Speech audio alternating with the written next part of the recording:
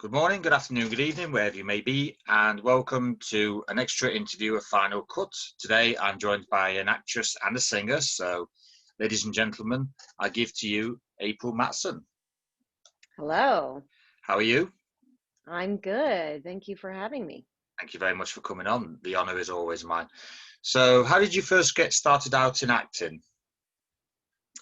Well, I started doing theater in high school and I fell in love with it. And from there, I sort of thought I would just go off to college and major in business like the rest of my family. But I was in college and taking drama classes, and I had teachers there that really encouraged me to pursue it further. So that's what led me to going to the academy, the American Academy of Dramatic Arts. And then I had a teacher there that was really pushing me to get into TV and film. And so I left the academy and I started auditioning and just taking his class. His name is Andrew Benny. He's still my teacher and coach. And I teach actually at his studio in San Diego sometimes. So that's kind of how I got into it. It was sort of like, well, I can put off college and give this a go, and college will always be there. And once I started working, that was my career. So obviously people have influences when they act. So who are your influences? As far as other actors, Yeah. well, growing up, I always loved Lucille Ball and still do. I still watch I Love Lucy all the time. Sally Field was probably another big one. Those are probably the two main ones that I feel like I was really drawn to, or I feel like influenced me. Mm. I mean, certainly the actors along the way. I've always loved Tom Hanks, and Yeah. so. Are you a Tom Hardy sort of, I'll say, do you like Tom Hardy as an actor? I don't know that I'm familiar enough to give you a true answer about that. Basically, look at any Chris Nolan movie, you'll find him in it. Yeah, no, I mean, I know who he is, but I don't know if I'm familiar enough. I have this strange phenomenon. It drives my husband crazy, where after I watch movies, I totally forget them. So sometimes I'll say, oh, look at this movie on Netflix. We should watch this. And he'll say, we watched it 2 days ago. And I'm like, we did? What was it about? So every once in a while, something really sticks with me, but I have to see it again to be Yeah, refreshed. So I always have a hot struggle. People will say, have you seen whatever movie? And I'll say, yes, but if you're going to reference a scene, I probably won't remember it yeah. unless it really made an impression on me. So So basically, you remember the name, just not so much certain scenes in it. right, I'd have to see it Yeah, again to remember. So that's fair enough. yeah. You did actually train at multiple places. Obviously, you've mentioned the AADA, excuse me, but you also Mhm. trained at the Eisenhower Theatre as well. Did you enjoy your time at both those places? Oh, that's Elsinore Theater. No, not the Eisenhower. That was my high school theater. So yes, I mean that sort of where I fell in love, and we had a really strong theater department for a small town. We did 5 shows a year. Everybody in town, whether they had a kid that went to the school or not, would come to our shows. So that was nothing but good memories there. And the academy too was a lot of fun. But like I said, it felt like it was that one teacher that really um, influenced me so much. And so most of my training was with Andrew Benny after that. At the time, it was the Andrew Benny studio. Now, like I said, his studio's in San Diego. It's called Acting SD. So most of my training was with Andrew Benny. I went to Anthony Meindl's actor workshop a little bit. So I've worked with some other teachers here and there, but most of my training was with Andrew.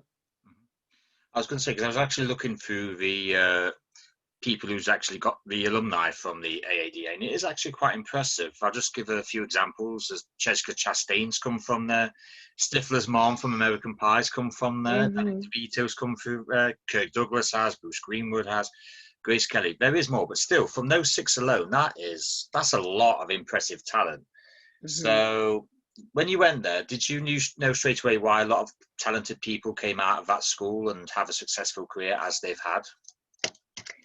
I could tell it was very clear the way it was structured to me that the cream really rise to the top. Like you could tell easily within the program who was going to be successful or get a lot out of it. I was in a section, we were called Section 12. We were divided into sections, and um, my class was particularly talented. I remember being really intimidated just the first day watching everybody do their audition monologues because everybody was so talented. So that didn't surprise me, but there was a mix, different levels for sure. But you could tell like in order to get into the second year, you have to be invited back. And then from there, you have to be invited into the 3-year program. Now, I was invited back to second year, but I chose not to go because you couldn't get an agent and start auditioning while you were a student there. They didn't want you to do that. And I was sort of ready, and I was mostly getting what I was getting out of it was out of the acting portion of it. And so, and it was expensive. So, and I was at the time 19, 20 and playing very young, a teenager, which was a really great thing. And so I sort of knew I had to get in there as quickly as possible. And it worked out. I ended up playing a teenager all through my 20s. So. And you pulled it off. I pulled it off. I got away with it. But did you also study sketch comedy? I did a little bit around LA with other people that would sort of invite me to come play with them. I did a really fun sketch show with this guy, Jeremy Seville, had put together and performed I think we performed it at the LA Improv Theater. But then I really got into it more recently again because of my husband, because he writes really great sketches. And so I started doing more with him. And then the last couple of years, I started training at Second City and doing improv. And, that really translates over to sketch, their whole program. So I did a little UCB training, a little groundlings, and then I really found my home at Second City. All the schools were great, but I just really connected with the way that they teach there. And had just started conservatory when the lockdown happened, and I just decided I wanted to wait until we could get back in the room. Hopefully it shouldn't be too long, to be honest. Yeah. A lot's happened in the last 6-7 months, but there's a lot that's happening. There's a lot that's happening right now, actually. Yeah. Now, you might be familiar for some people because you were actually on Kyle XY. Mm-hmm. What was it like to film a TV series of that magnitude? That was a blast. I mean, those years were some of the best years of my life. We filmed in Vancouver, Canada. So it was sort of like being away at camp because, you don't have the rest of your life around you. So your whole life is working and then exploring the city and spending time with castmates and crew members. And we all were very, very close, cast and crew. So it was a lot of fun. I don't know that I was able to really tell how the magnitude of how it was being received by fans until we went to Comic-Con. Yeah. One of those first years, and there were so many fans there and so many people that came to our panels, and that's when it sort of hit me that we had this great group that was just so excited about the show. Did you have to pinch yourself when you actually thought, oh my God, I'm at a Comic-Con? Yeah, it was, and I didn't know that much, honestly, about the Comic-Con world up until that point. And so I got there and was like, what is happening? What is this? But yeah, definitely a lot of moments of pinching ourselves. All of us, I think, had that experience.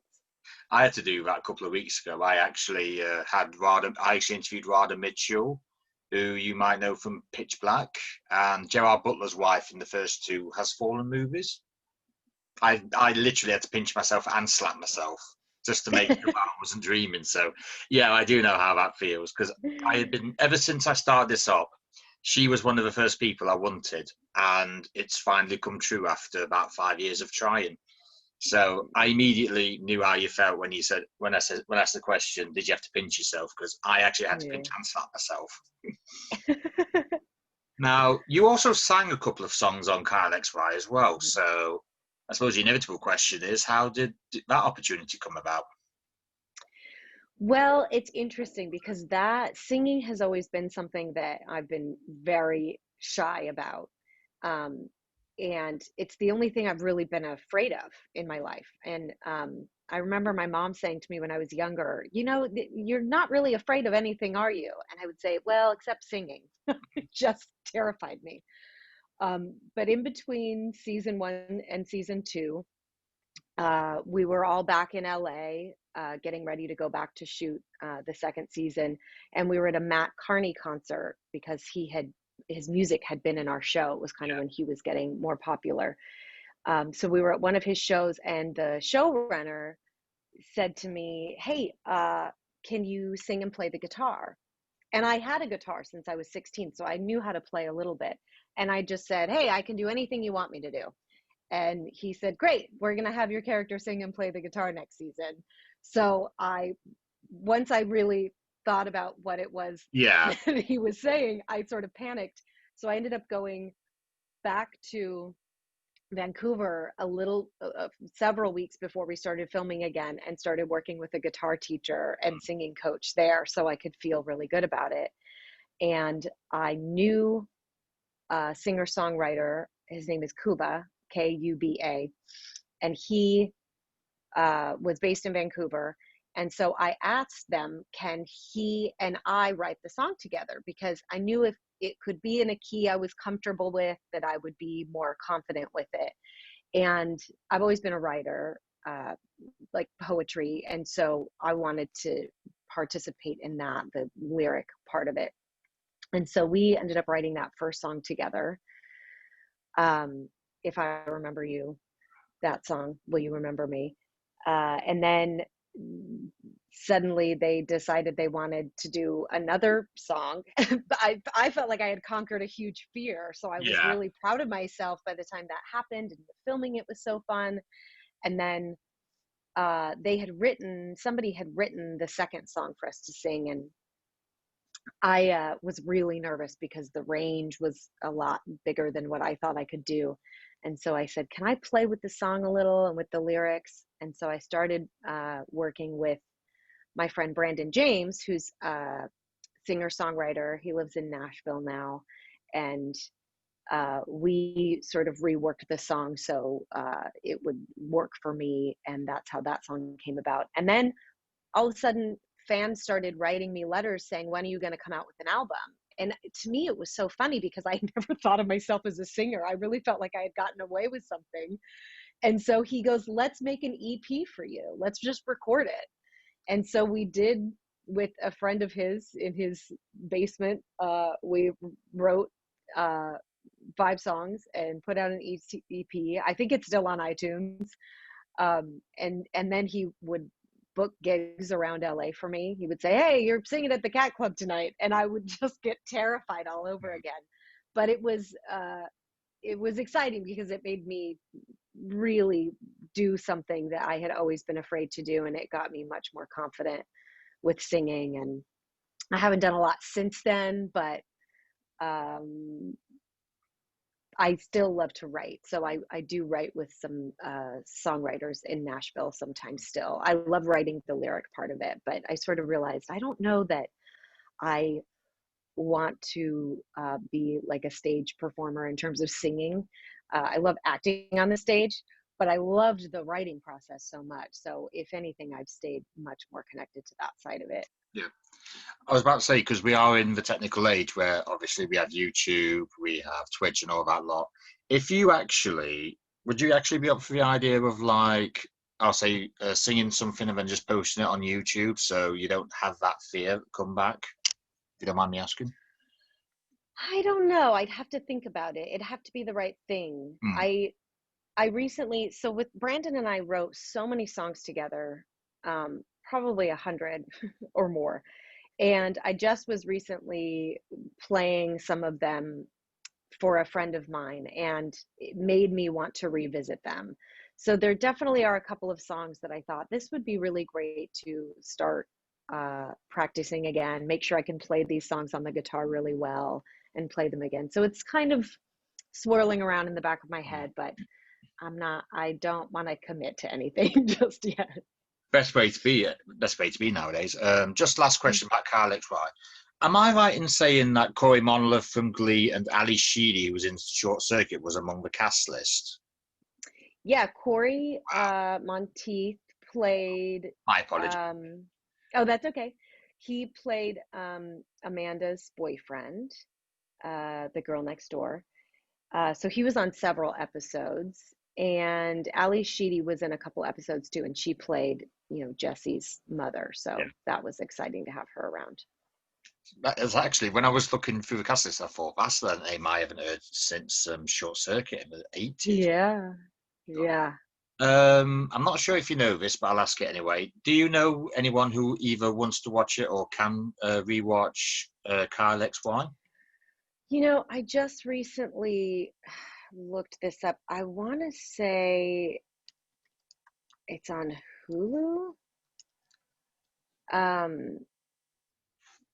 Well, I want to say it's I know it was on Hulu for a while. I don't know if it still is. I should know that. Yeah, I think you can still watch it on Hulu.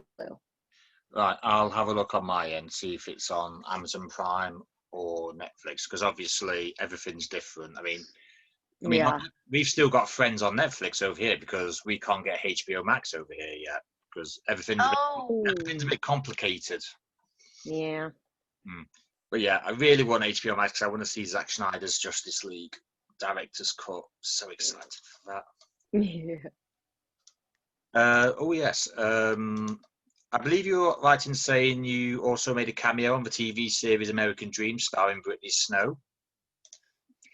Yes, that was actually my first network television job. That's how I got my SAG card.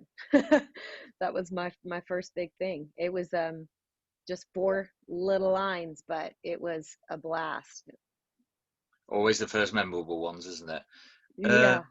You also did a TV series called Quintuplets. Was it as manic as the title actually suggests? Yeah. That was right before Kyle XY. It was a sitcom, and Andy Richter played my dad. And Rebecca Kreskoff was the mom, and there was 5 of us, but we were all really different, was kind of the joke. And those you can see, I don't think you can watch it anywhere, but you can see half episodes at a time on YouTube. So it's still fun to go back and look at those. That was a lot of fun, and it did feel a little manic just because there was 5 such different personalities in the characters and in the actors, and we had so much fun doing that. I do ask a few people this, but I haven't really asked it in a while. Do you keep in touch with any of your former co-stars? I do. On Quintuplets, Rebecca, who played my mom, is still a very good friend of mine. She lives on the East Coast now, but we're still in touch, and she's one of my dearest friends. We ended up, since that time, we became so close. We ended up being either neighbors or roommates for like 10 years every time we were in LA. So she sort of feels like family. And then Matt Dallas of Kyle XY and I are very close. I still see him here and there, and we catch up on the phone. He's one of my closest friends. He came to my wedding. So did Rebecca. And I'm in touch with Marguerite and Bruce, played my parents on Kyle XY. Jean-Luc, my little brother. We're all in touch, a couple times a year we check in. Jamie Alexander I saw not recently. Yes. Not too long ago. Mm-hmm. Yeah. So she's doing well. So yeah, it's nice. We've with that crew's really, really kept in touch, and some of the crew members too. One thing, it's funny you brought Jamie Alexander up. Everyone's kind of like, what's happened to Lady Siff in the MCU? Maybe next time you see her, you could ask her that. Oh, are you kidding me? She was in Blindspot. Oh That yeah, TV yeah. show Blindspot. She I just did got know off a about whole yeah. series. Oh yeah, I mean, she's been working her butt off ever since then. Yeah, They just finished, I think, but she was on that show for years and worked really, really hard on that. So, but I don't know now. I think I think she's with her family in Texas right now, uh, or in New York. She was based in New York for a while, but um, I'm sure she's auditioning. You doing self tapes like the rest of us right now. yeah. I do want her back in the MCU because I think the thing is about obviously everyone missed her in Thor Ragnarok a lot because I missed her a lot. I liked the relationship her and Chris Hemsworth's Thor had, but it's just like there's been a because my two co-hosts sometimes we're like off camera like, does anybody know when Lady Sif is coming back? And I'm like, I haven't got a clue. Yeah. I just wish she would. Mm-hmm.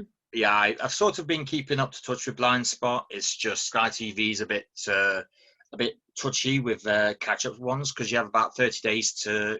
If you miss an episode, you've got 30 days to catch it up, and then it's gone, which is kind of a bit if and an ahhing considering there's just too much choice for streaming services nowadays. And then when you realise, oh yeah, I've got to watch. I need to watch Blindspot. Oh, it's gone. Oh, that's great. That's the Yeah. first time that's happened to me as well. Oh yes. Just a quick question: what is it about Vancouver that makes it such a great place to film? Because Arrowverse is primarily based up there now.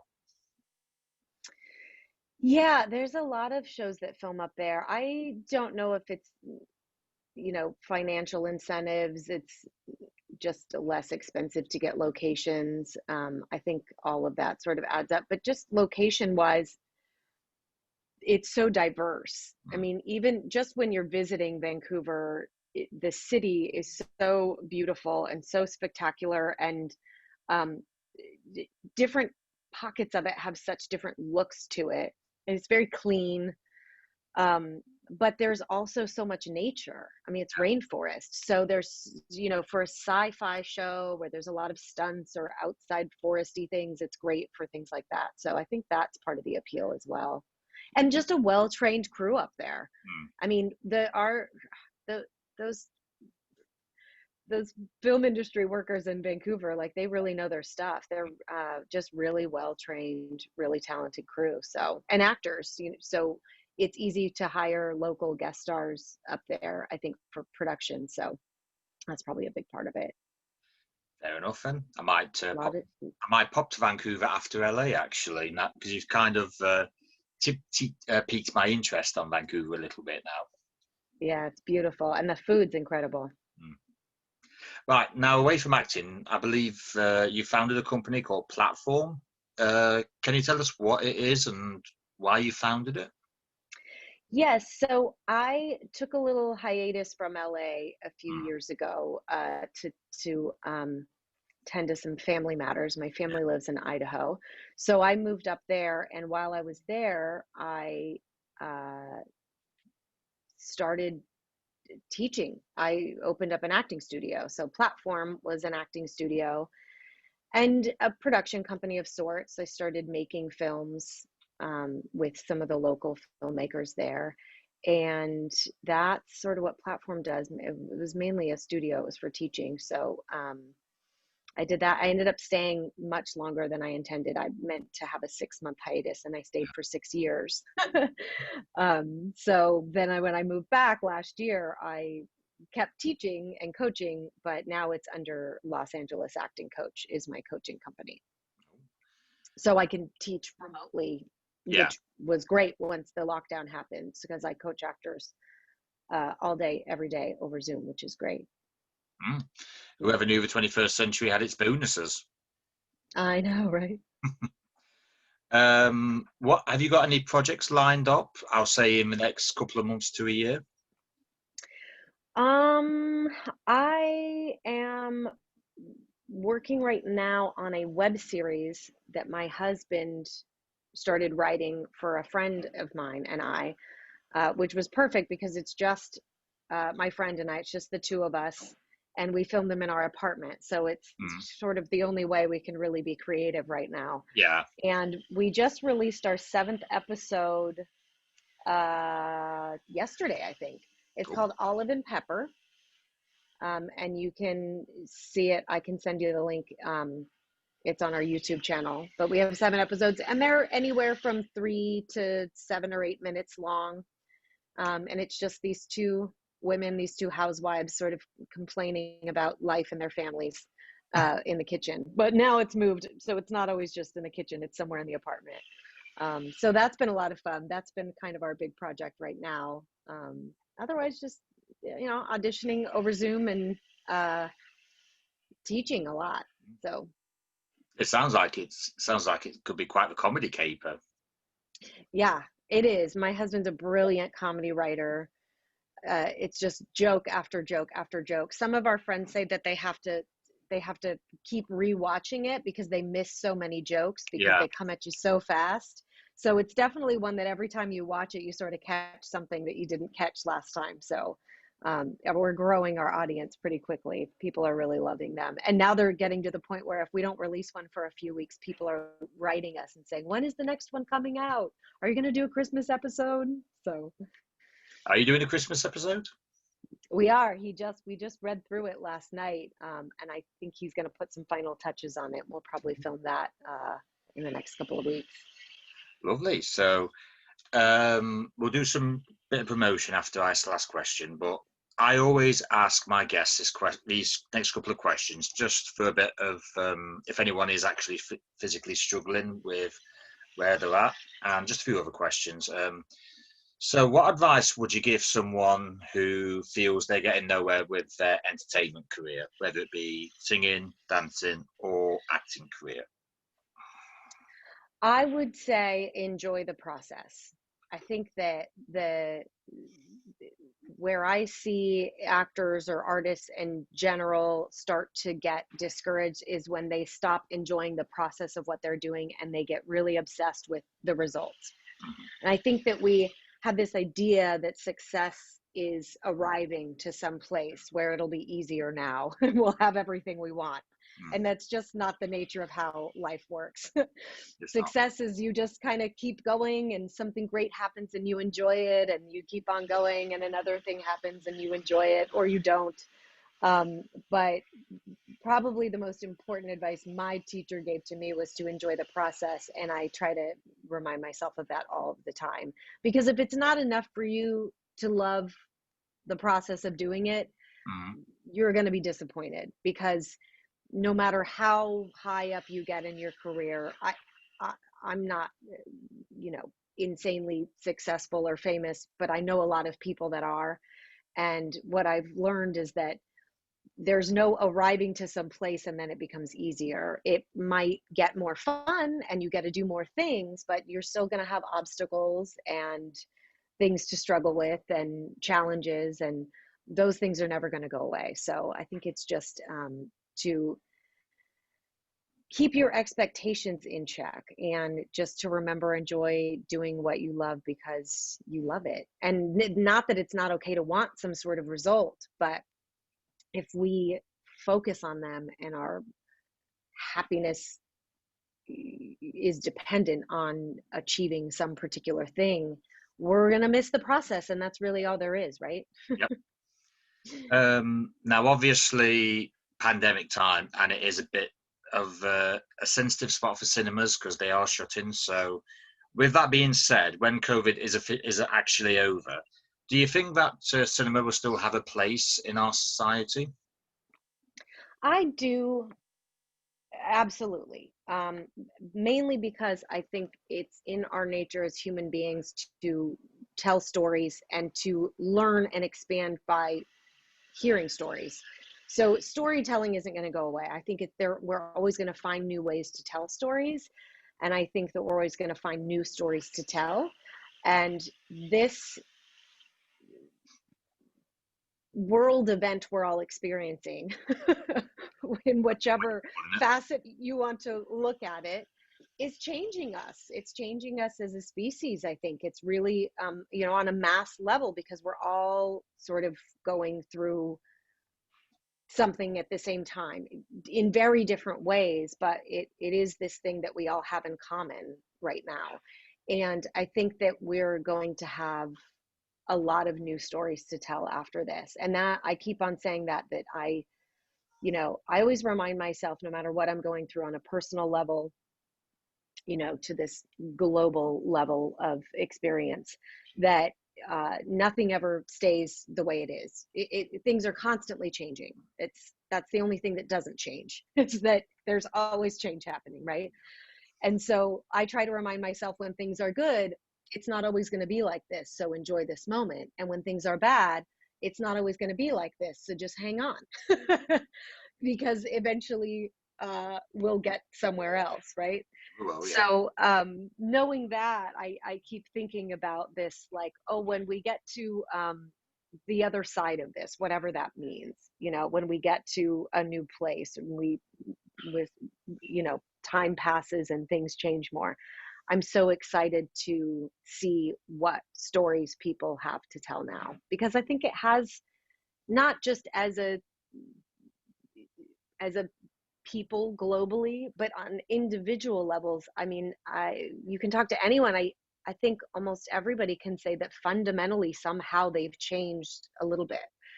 Their perspective, what they're grateful for, what they find important or irrelevant now. I think that it's sort of changed us all, and it's when we go through things like that awaken something in us that we have to express, and that's where creativity comes from. So I don't think cinema's going anywhere. I think it'll always continue to evolve, because we will always continue to evolve. But I'm excited to see what artists do with all of this mess. Hopefully there'll come a time where 3D movies are actually worth the money you pay for them. Sure, yeah. I've never known one 3D movie that's actually been worth its weight in gold. Although, just for the record, I never did get around to watching Avatar in 3D, which people have said is good. But aside from that, I haven't really thought of 3D as really worth the extra pile of money you have to pay for it. Yeah. So we can hope. Outside of acting and singing and everything you do, what are your passions and interests? Well, I'm a big animal lover. I just rescued a pug. I had a pug for 13 years, and she died a few years ago. So I just rescued a new pug named Ruby, and I'm madly in love with her. I'm also, I was a horseback rider for a long time. I don't have a horse now. She passed away a few years ago, but I did endurance racing on her, long distance endurance racing, for some years, and I really, really love that. I'm very allergic to horses, so I'm hoping to somehow resolve that before I'm ready to get another horse. And I love cooking, and I love writing, and I love teaching. I mean, I kind of can't believe how much I've fallen in love with teaching actors. Sometimes I think I might love it more than acting. I just really, really enjoy helping actors and helping them grow and helping them sort of find their way through an audition. So definitely passionate about those things. Are you waiting for the Oscar acceptance speech where they thank you for all the teachings and coachings that they've passed down, that you've passed down to them? Yeah, they better, unless I win one first. But no, I mean, no, I honestly I love acting so much, and I love that I get to do it. And like I said, there's no reason not to do it. Like making things here at home with my husband and my friend. So there's always ways that you can find to create and make things and be acting, but there's just a different satisfaction that I get out of teaching. So. What would you say are your career highlights aside from Kyle XY? Because that's got to be a highlight for you. Definitely was. I thought Quintuplets was mosly because just the experience of it was so fun. I love working on a sitcom because you get the live audience experience. You tape in front of a live audience on Friday night. So to me, it mixed TV and theater together in the most perfect way. And I loved that process of, because there's rewrites every day as the writers are finding the jokes. And so it felt really fun and collaborative in that way. But the other thing that felt like a big deal for me was in 2004, I think, I did a play that Ernest Thompson wrote. Ernest Thompson won the Oscar for the screenplay for On Golden Pond. And he wrote a play called White People Christmas that premiered at the Zephyr Theater in LA. And getting to do that and have him direct it was really exciting. That was a lot of fun. So that's probably another big one. What would you like the future to hold for you, both personally and professionally? Personally and professionally, you know, I don't know if it's this time that we're living in or if I'm that way in general, but I really try to stay in the moment. I know that sounds cliche and cheesy, but I really, really have learned to just be where I am. So if anything, it's more of what I already have. I feel like I have so much creativity in my life. I have so much love in my life. I'm so grateful for everything about my life right now, even under the circumstances. So more of that, just more opportunities to create and help other actors.